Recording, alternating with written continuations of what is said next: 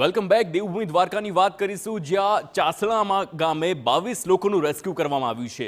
સીમ વિસ્તારમાં પાણી વચ્ચે ફસાયા હતા આ લોકો અને એનડીઆરએફની ટીમે બોટની મદદથી લોકોને બચાવ્યા છે. તમામ લોકોને સલામત રીતે બહાર કાઢવામાં આવ્યા અને દેવભૂમિ દ્વારકાના આ ગામમાં સીમ વિસ્તારમાં 22 લોકોનું રેસ્ક્યુ કરવામાં આવ્યું હોય તેવા દ્રશ્યો જોવામાં આવી રહ્યા છે.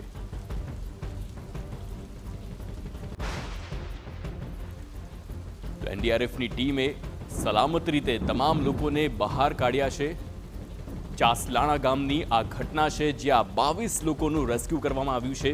એનડીઆરએફની ટીમ અને તેના જવાનો દેવદૂત બન્યા અને તમામ લોકોને આ સંકટની સ્થિતિમાં બહાર કાઢ્યા છે.